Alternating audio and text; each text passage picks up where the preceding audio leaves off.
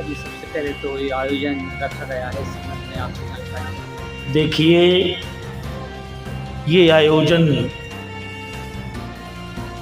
हमारे राम रतन सिंह जाट और जिप्पू भैया जिसमें यजमान हैं, समस्त बैरिया परिवार तन्मयता से उनके दोस्त मित्र साथीगण सभी इसमें सहयोग कर रहे हैं। बड़े भाई हमारे नरेश सिंह जी जाट बैंक में रहे, सर्विस करते रहे, उनका परिवार बड़ा अच्छा है और ये कार्यक्रम उन्होंने अपने पिताजी के लिए पितृयो वर्गो महो देवो, अपने पूर्वजों के लिए और सर्वजन हिताय सर्वजन सुखाय,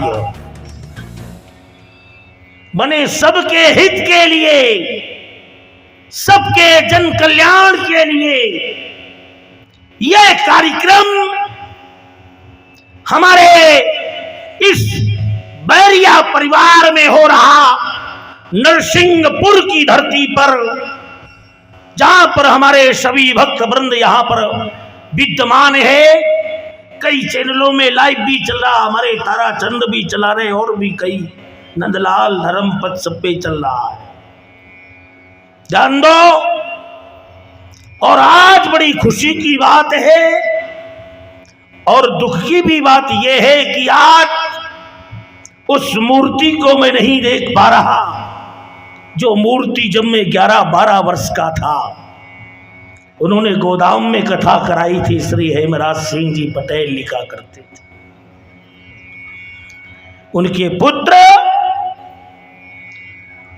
आज ज्येष्ठ पुत्र हमारे, देखो ये नरेश जी हैं हमारे, तिवारी जी थोड़ा माल्यार्पण करना चाह रहे हैं। हाँ कर लें, तिवारी जी कर लेंगे। ये नरेश सिंह जी है, तिवारी जी भी कर लेंगे, इंटरव्यू हो जाए थोड़ा सा। हाँ तो ये कार्यक्रम, क्योंकि धर्म का कोई भी कार्य हो, यह कार्य सबके लिए होता है। विशुद्धम पृथिव्याम धरा भूमिर कल्याणम मस्तु धर्मण। धर्म सबके लिए होता है, इसको मिटाने की कोशिश तो पूरी दुनिया करती है। कई पंथ चल गए, देख रहे हो आजकल, कहीं रामपाल, कहीं राम रहीम, कहीं बापू आसाराम, और संत थे बड़े धुरंधर और पहुंचे जेल के अंदर। हा? तो ये सब हमारे धर्म को नष्ट करने में लगे, और व्यक्ति ऐसे ही धर्म को बरकरार करके धर्म को नष्ट कर रहे, जानते कुछ नहीं। देखो देखो गधे चल रहे हैं और आता जाता कुछ नहीं, फिर भी अंताक्षरी कर रहे हैं। तो आज का ये विषय है कि ये आयोजन हमारे इस बैरिया परिवार ने सबके कल्याण के लिए, अपने पूर्वजों के लिए और जन जन के लिए ये श्रीमद् भागवत ज्ञान यज्ञ का कार्यक्रम रखा, जिसमें मैं उनका गुरु हूं। तो उन्होंने गुरु के रूप में, गुरु हूं या ना हूं, बाकी तो गुरु तो सदैव गुरु होता है। वो बचपन का हमारे शिष्य हैं जिप्पू भैया, वो भी शुरू से तेज था और हम भी शुरू से तेज थे। अभी भी बैठ जाए अकेले में तो कहो लड़ जाए गुरु वही छी, जबकि मैं हिम्मत नहीं समझता कि शिवराज सिंह लड़ जाए मुझसे। क्यों लड़ जाए? हमें खा रहा किसी का? यहां भी आया तो अपने बाप का खा रहा। कहोगे तुम्हारे बाप, माई फादर जी राम, दाने दाने में लिखा खाने वाले का नाम। हमारा नाम लिखा इसलिए हम यहाँ आए, हमारा था इसलिए हम यहाँ आए, इस परिवार से हमारा संबंध था इसलिए आए। और ये दूर दूर से श्रोता हमारे गोविंद जी, लाखन सिंह जी अभी विधानसभा का चुनाव लड़े, जिला पंचायत का भी चुनाव लड़े, जिला पंचायत जीते थे। इनके प्रत्याशी ने बड़े धूमधाम से कई कथाएं धरी।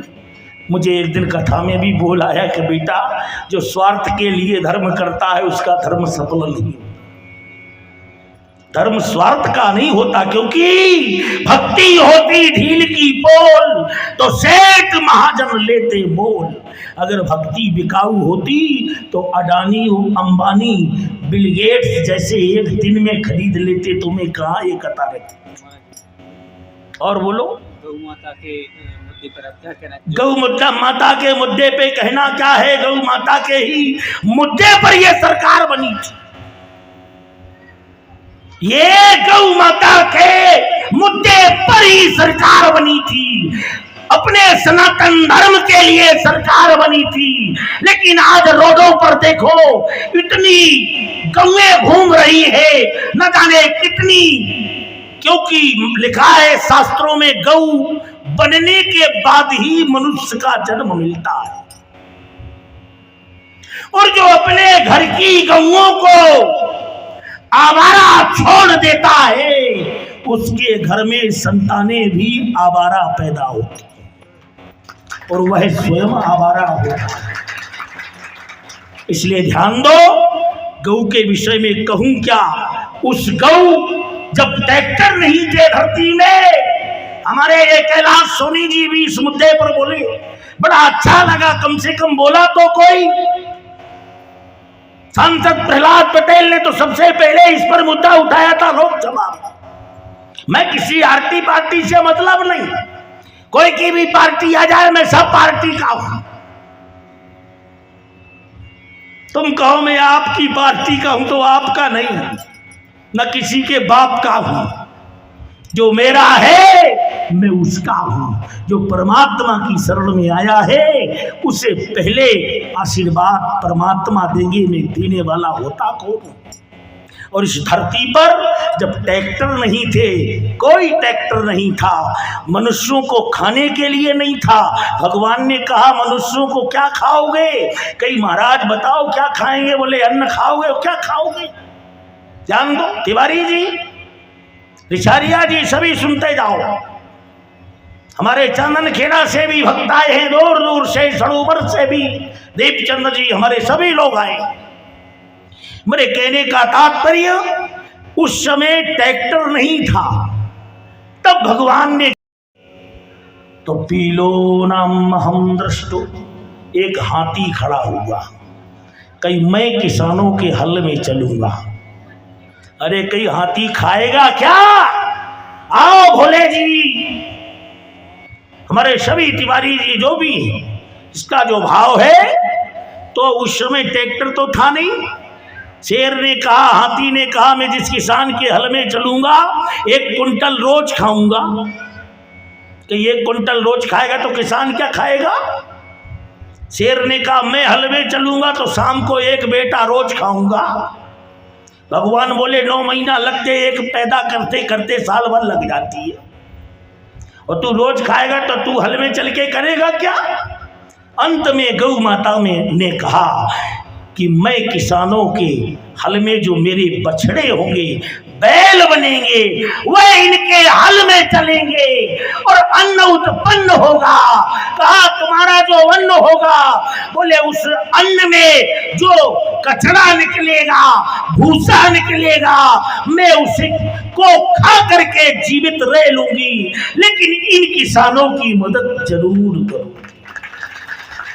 भगवान ने कहा, गौ माता सोच लो, ये कारी खोपड़ी वाला बड़ा बदमाश होता है। जिस दिन ट्रैक्टर आ जाएंगे तुझे सड़कों पर घुमाएंगे, गौ हत्याएं होगी। कहा अंजाम कुछ भी हो, लेकिन मैंने तो संकल्प ले लिया, इसलिए विप्रधेन सुर संतहित।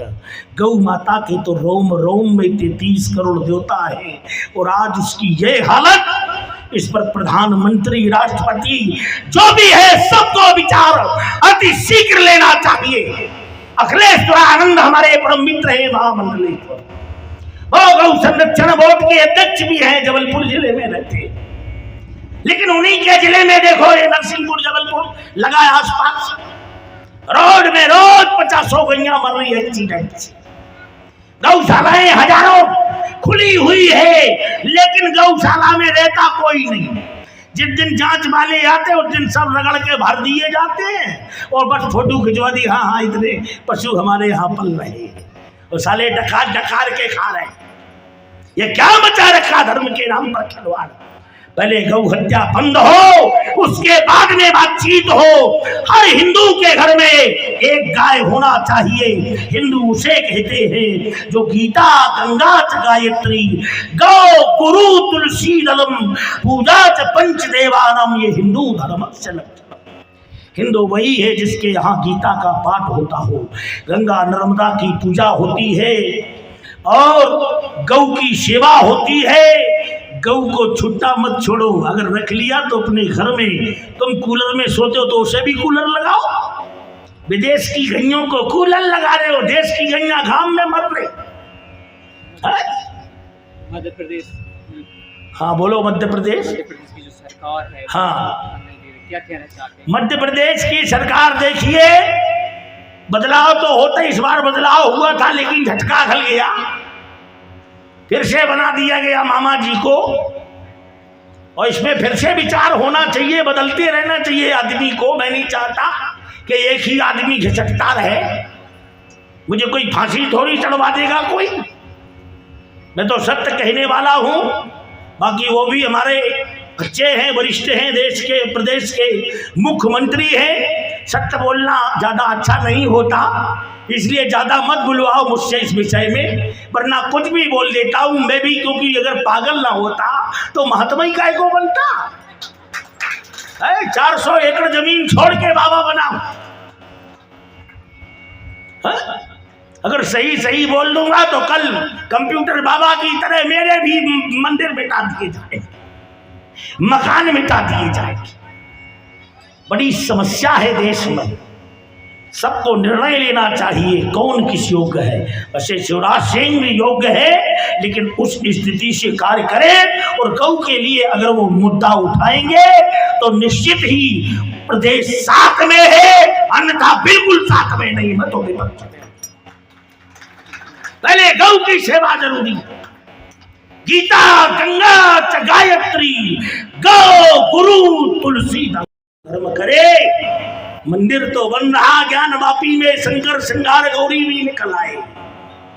आप जल्दी से वहां भी ताना बाना करे प्रभाव में, तब आनंद आएगा। इसलिए बस इतना ही मैं कहना चाहता हूं। रंजीत सिंह गौरव हमारे परम संवाददाता सुदर्शन न्यूज से, और हमारे चौहान साहब जी जो सुरेश चौहान मेरे अनंत हैं। मैं अभी दिल्ली में मेरा कार्यक्रम था, उन्होंने कई बार बुलाया लेकिन मैं जा नहीं सका। बस इतना कह के वाणी को विराम। और ये अच्छा, अरे मिले ना आप तो मिला हूँ, बचपन से मिला हूँ हमारे तिवारी जी। कई बार कथा सुनी उन्होंने। देवेंद्र गोटिया भतीजे हैं, आशीष दुबे भी है।